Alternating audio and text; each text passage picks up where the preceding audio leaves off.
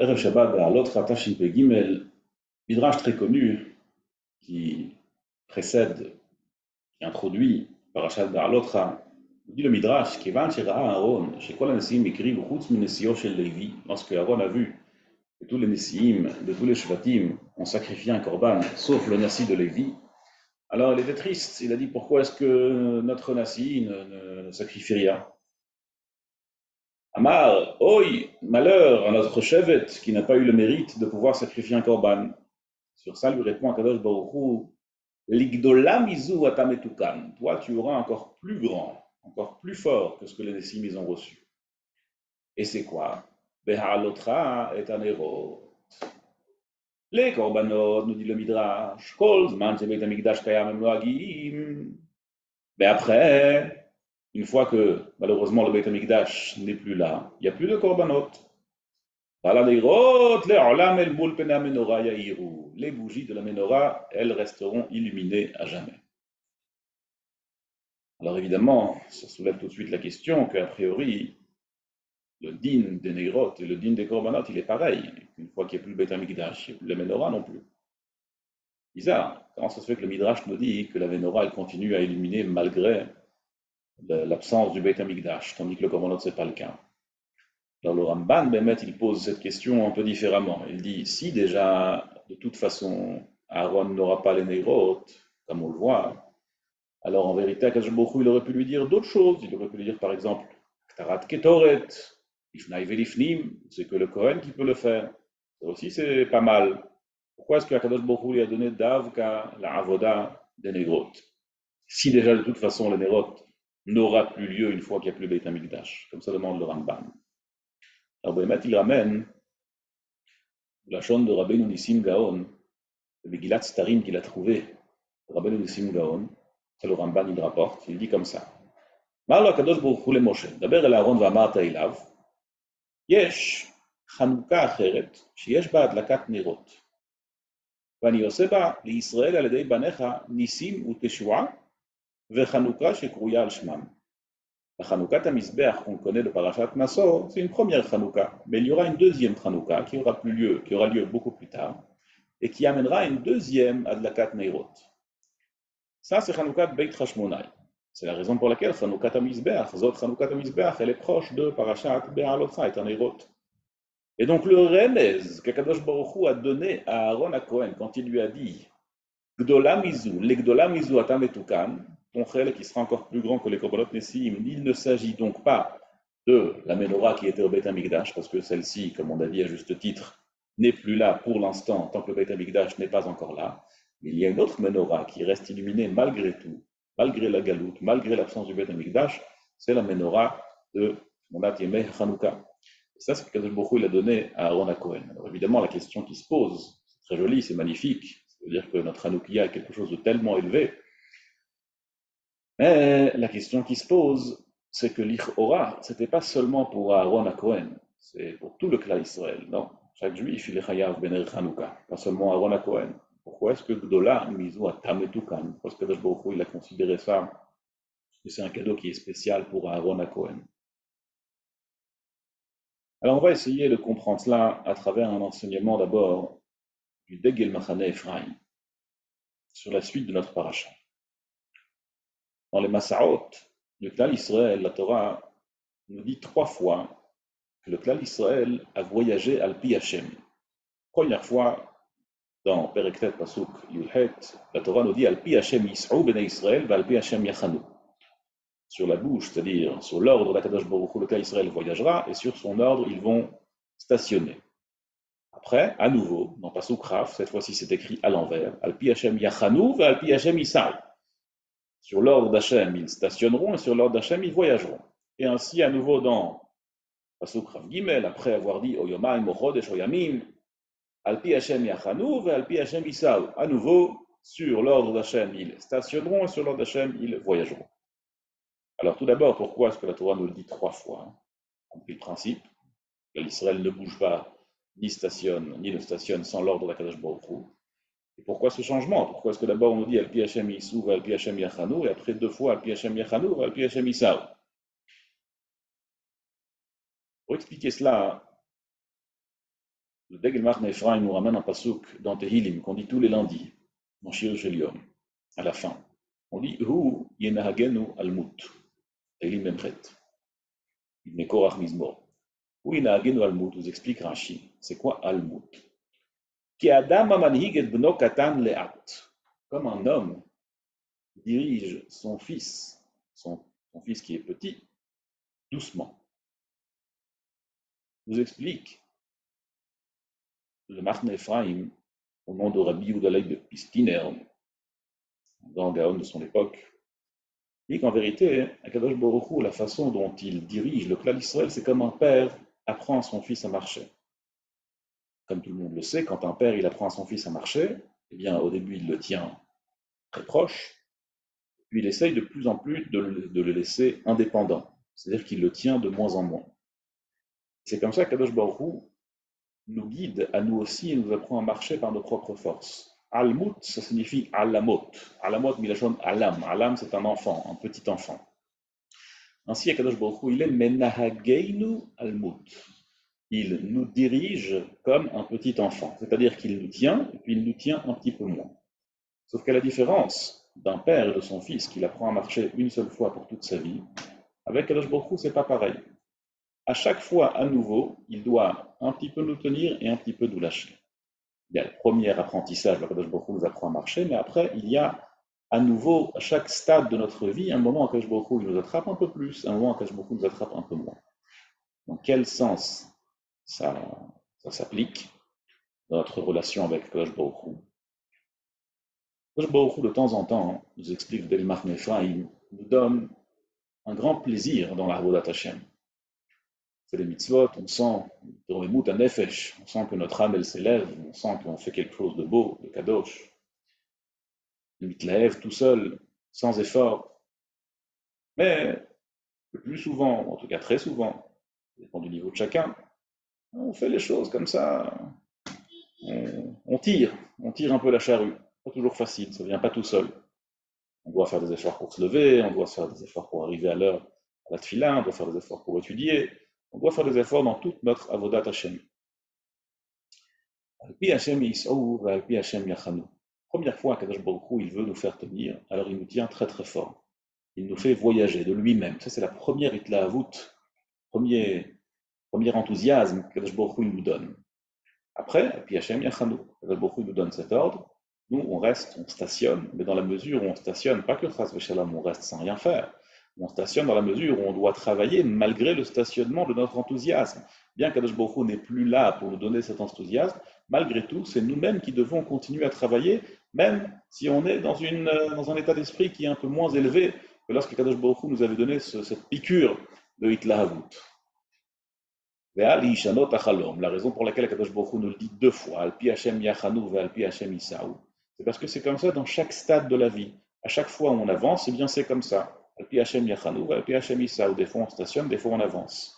Et la raison pour laquelle on dit Davka deux fois Alpi Hashem Yachanu et une seule fois Alpi Hashem Isaou, parce que le plus souvent, malheureusement, on est plus tout seul que poussé avec un élan de Hitlahavut qui vient du ciel. Mais malgré tout, c'est sûr et certain, Barim Pshutim, que ce qui est encore plus apprécié par Akadosh Baruch Hu, c'est lorsqu'on marche tout seul. Parce que Einodomé, à un moment, on fait une avodat Hashem par un enthousiasme céleste qui s'abat sur nous sans qu'on ait fait aucun effort. Et lorsque nous-mêmes, on fait cet effort de nous-mêmes être Oved Akadosh Baruch Hu, même en l'absence de cette itlahavut qu'Akadosh Baruch Hu nous donne. La Gemara, dans ma Masechet Baba Metzia, dit l'enseignement suivant. Donnez de l'importance à vos épouses pour que vous allez vous enrichir. Alors évidemment, c'est pas chose que la Gemara nous enseigne qui pshuto. Si on respecte nos épouses, on s'enrichira, c'est pas shoot. Le rebord de Mejibouj, il dit un remez nifla. Il dit Okiru le neshaïchou. Neshaïchou en arabéen, ça veut dire les épouses, et ça veut dire aussi l'oubli. Kinashani en ivrite, ça veut dire Kinashani Elokim. Je m'a oublié, chas shalom, kaviachol. M'a lâché, m'a laissé.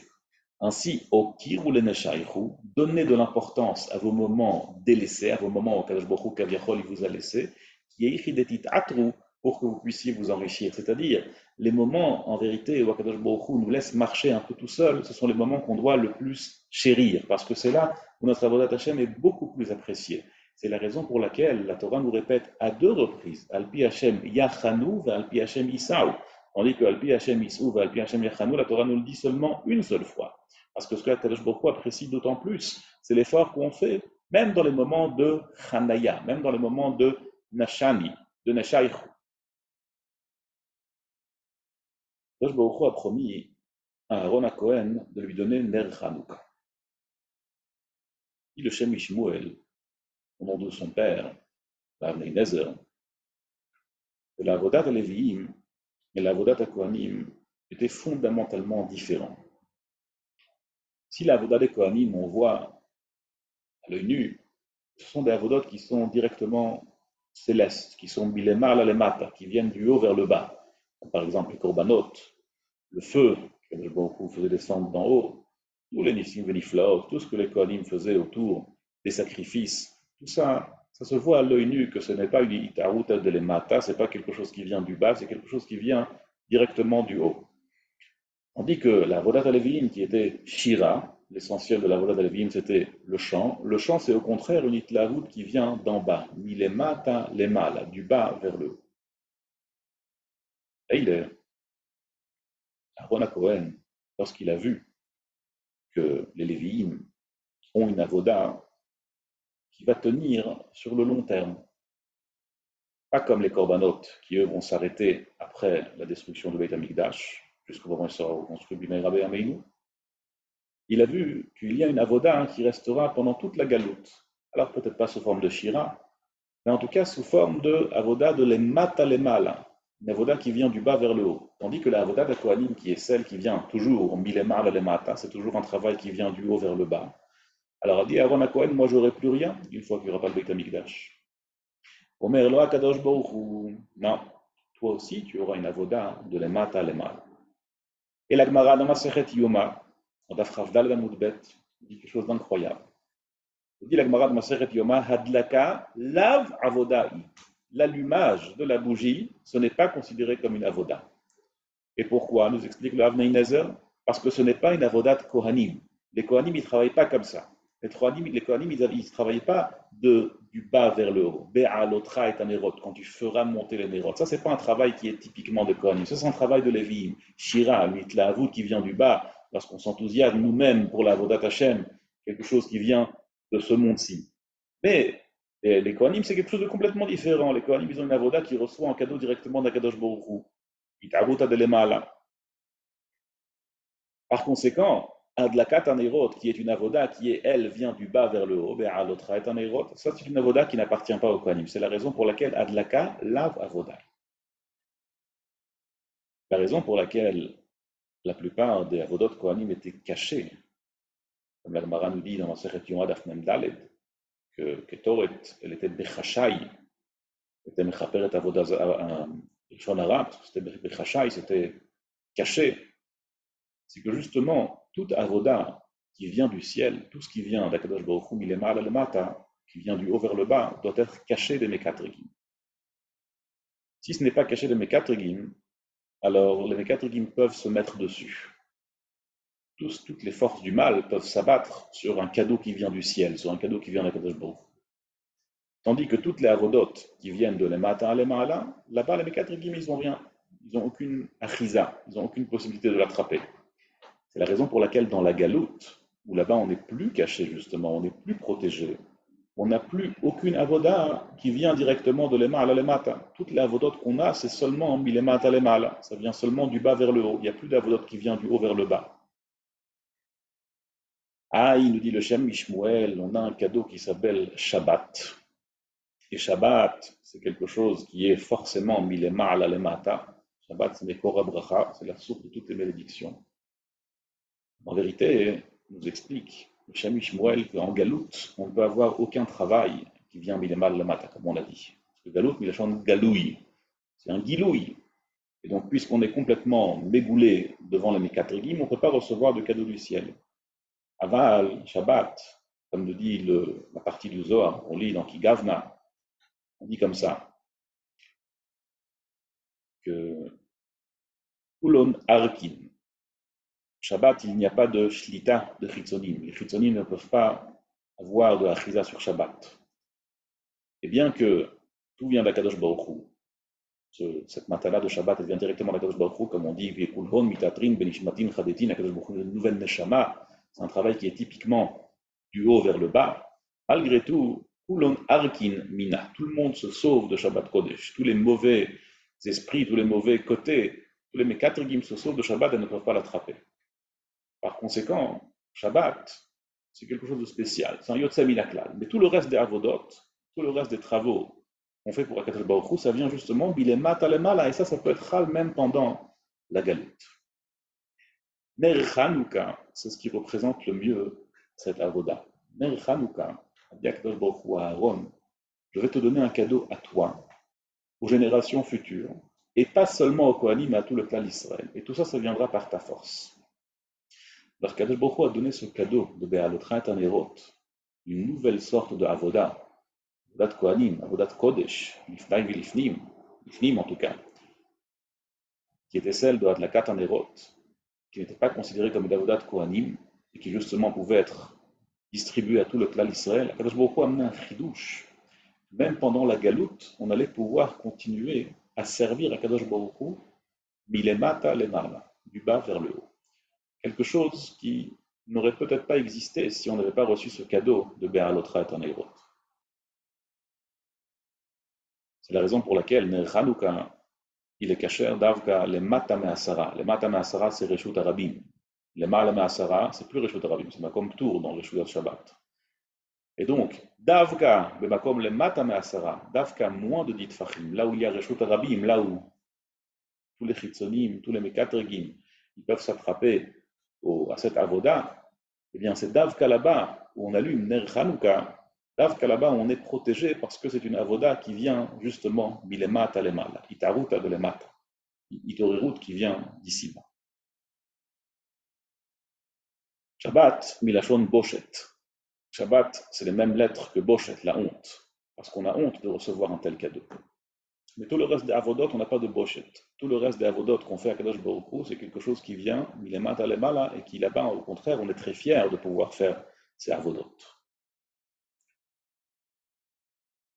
Mais si on revient au Masaot, Al-Pi Hashem Yachanu, Al-Pi Hashem Yissaou, comme on l'a dit, que les moments où qu'on doit le plus chérir, les moments d'Avodat Hashem qui sont les plus élevés, sont les moments où justement Akadosh Baruch Hu nous laisse marcher tout seul, justement Akadosh Baruch Hu s'attend à ce qu'on fasse un travail d'ici bas vers le haut.